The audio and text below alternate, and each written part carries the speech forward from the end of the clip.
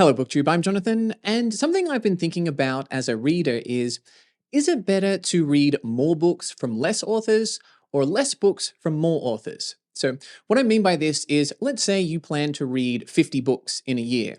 Is it better to read one book by 50 different authors, or is it better to read 5 books from only 10 different authors? I would say the argument in favor of doing a deep dive on less authors is that you get to become even more familiar with their work. Maybe you develop a deeper understanding or relationship with that author's works, and perhaps you find some hidden gems. Whereas if you were to focus on expanding the amount of authors that you read, the argument for that would be, well, most authors might only have 1 or 2 truly 5-star books. The one that you pick that is their most popular is arguably going to be their best. And so this gives you the best chance, is your best strategy for finding the most 5-star reads. So what I have done is I have gone through authors where I have read several books by them, and I have chosen whether I think their most popular book is their best book. And 2 things to clarify here are, what is the metric for most popular? Well, I picked just whatever is at the top of these authors' Goodreads pages. So whichever book has the most ratings, that represents the most popular. And then the second thing to note is that I didn't include authors where I've only read one series from them. I think this is a topic that better applies to authors that write more standalones, because when it comes to a series, the most popular is going to be book 1 in the series, and so that's probably where you should start. There isn't really any value for me arguing that a different book is a better place to start. If you only read one book by this author, read book 4 in their 6-book series. So there are authors in here that do have series, but if I've only read one series from that author, I pulled them out of the video. So let's get into it. Let's go through these authors, and we're going to count them one by one. We're going to keep score, and we're going to see whether the most popular book wins or a different book from the rest of their bibliography wins. So let's get started with Isaac Asimov. All right, Isaac Asimov's most popular book is Foundation, and I think his best is The End of Eternity. So I do think Foundation is great. It's actually my second favorite by Asimov, and it's a good place to start because I do think it is representative of his writing style, but it is a kind of a combined set of short stories, and it's incomplete. You've got to read the sequels in order to get to the end of that story, and the sequels are popular, but for me, they were a step down from Foundation. Whereas The End of Eternity, it's a nice, tight standalone. It's a time travel story, and I think one of the best time travel stories ever written. So I think if you could only read one Asimov book, I would recommend The End of Eternity, although Foundation certainly isn't a bad choice. So our most popular books are currently 0 for 1. Let's move on to our next author, Octavia E. Butler. So Octavia E. Butler's most popular book is Kindred, and I think her best book is Kindred. I read this one recently, and I gave it a 10 out of 10. I think it's fantastic. Another time travel story, although this one isn't super focused on the timey-wimey aspects, as it is more on the people, the characters, the emotions, the philosophy, the sociology. So if you like that side of science fiction, I definitely recommend trying out Kindred. And I do like some of her other books, especially Dawn and The Parable of the Sower, but Kindred is her best for me. The most popular books tie it up at 1 to 1. Let's go on to our next author now, Arthur C. Clarke. Now, Arthur C. Clarke's most popular book is 2001: A Space Odyssey, and I think his best is Childhood's End. So I love both of these books. I don't think you can really go wrong, but I would say that 2001 has some amazing ideas, and I love the ending. Truly blew me away. But if I'm going to nitpick, I think there are some teeny tiny parts that are a little dry, and it kind of goes up and down just a little bit. Whereas Childhood's End, I think, starts good and then gets great. And then by the end, absolutely floored by it. I think it gets better and better and better. It's my favorite Arthur C. Clarke book, even though I think both of these are 5 stars. Our most popular books fall to 1 and 2, and our next author is Philip K. Dick.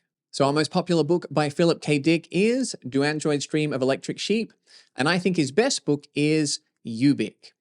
Now, Do Androids Dream of Electric Sheep, one of the all-time sci-fi titles, as well as books, and it is, of course, I think, popular because it's great, but also because of Blade Runner, the incredibly well, I was going to say successful. I don't think it was actually that successful at the time.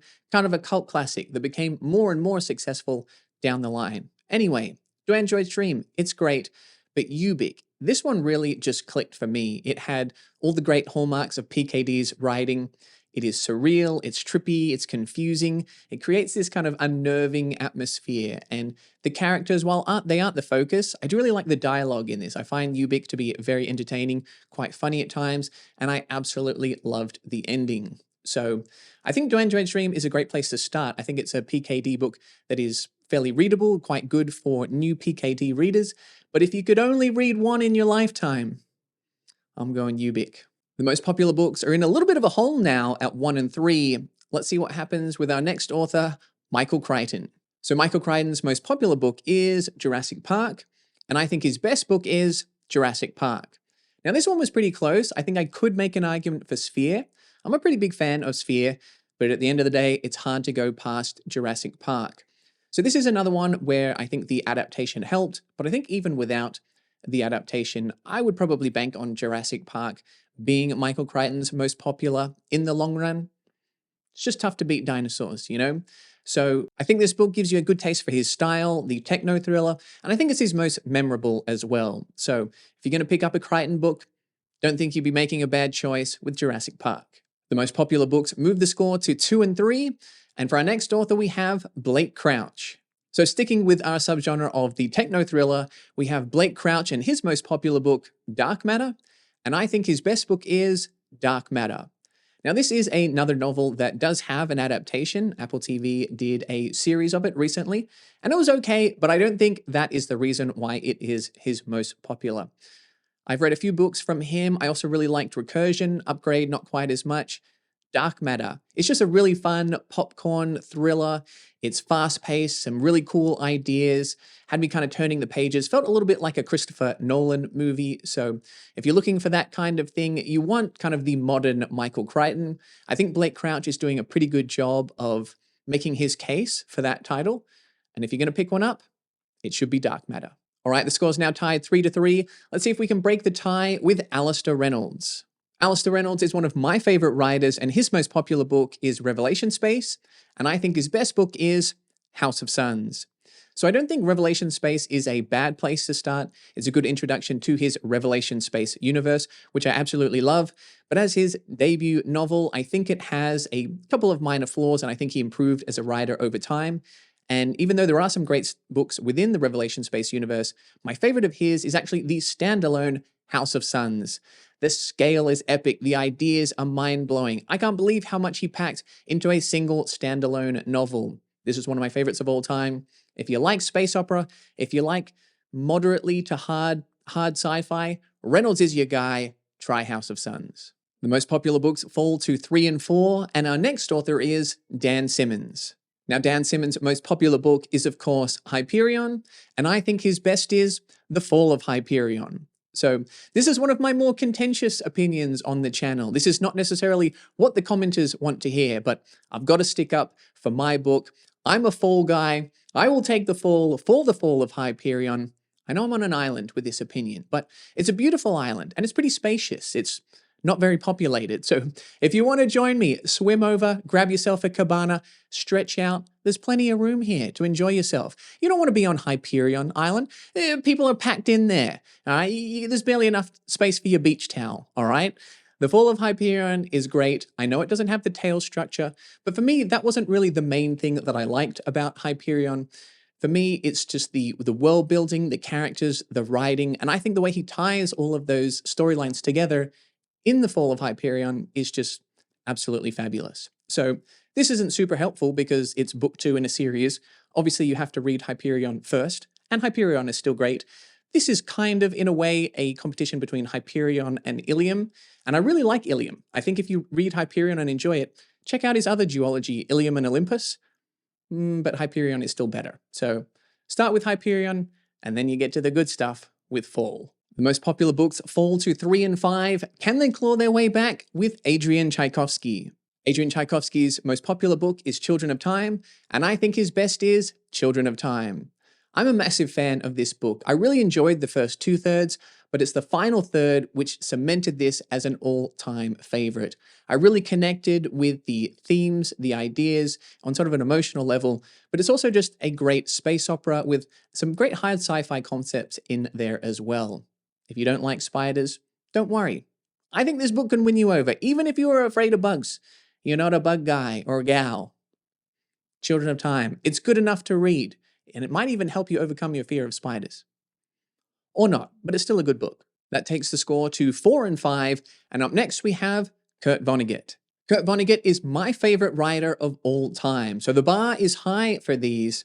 Kurt Vonnegut's most popular book is Slaughterhouse-Five, and I think his best book is... This is almost impossible for me. This is kind of like choosing between my children. I'm going to say Slaughterhouse-Five. I think on any given day, I could say Cat's Cradle. I could say The Sirens of Titan. I think Dead-Eye Dick is his most underrated, so shout out to Dead-Eye Dick as well. I'm going to go with Slaughterhouse-Five, though, just because I think it had the most impact, the longest lasting legacy.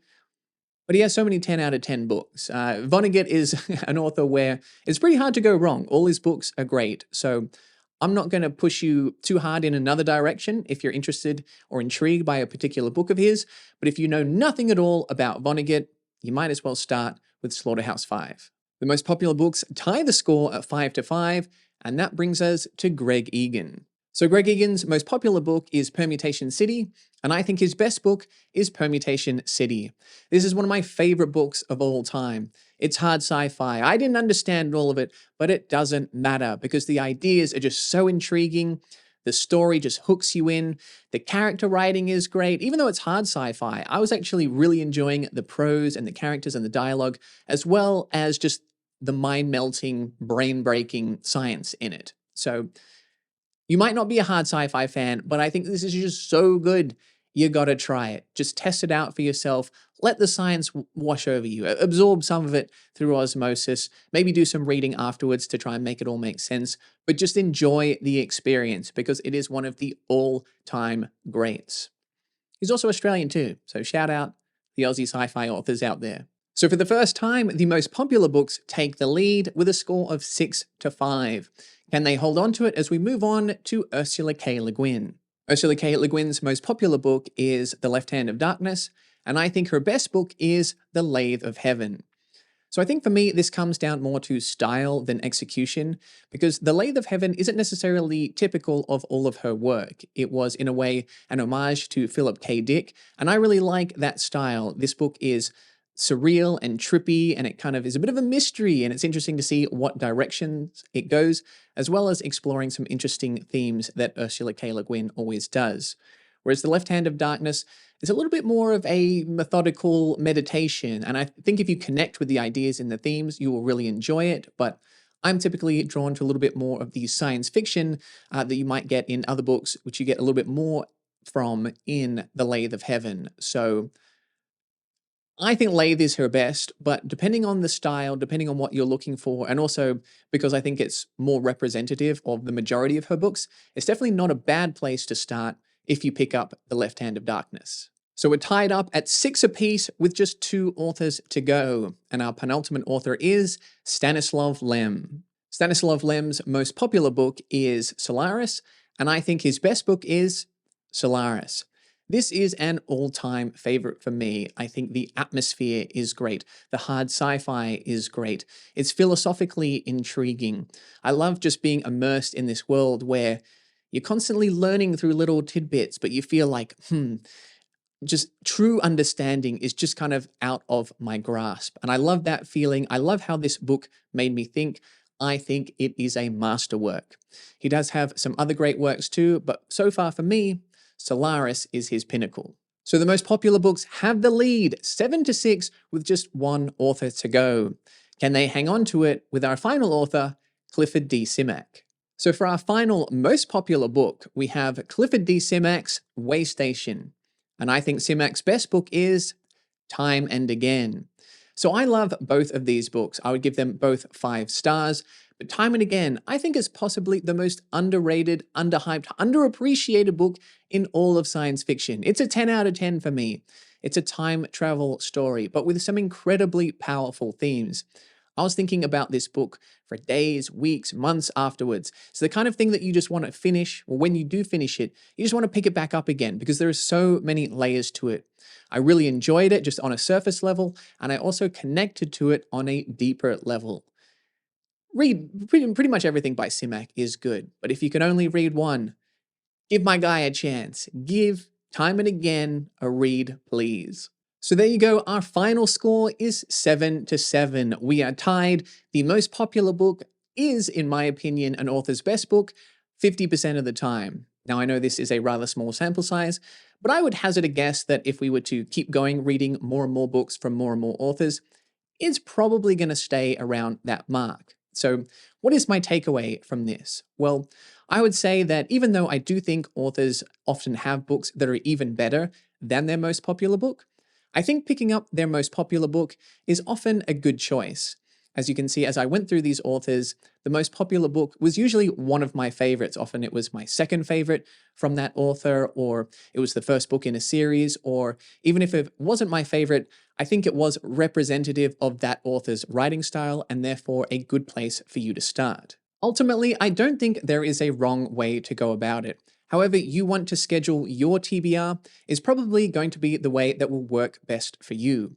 If you are someone that just loves a particular author and you feel happy and comfortable just reading their works, enjoying a particular vibe and style, and developing a deeper connection with that author's works, I think that is great.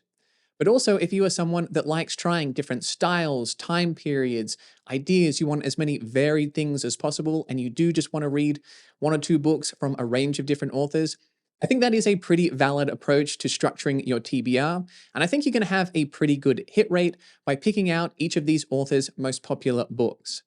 I would just say, maybe give them more than just one.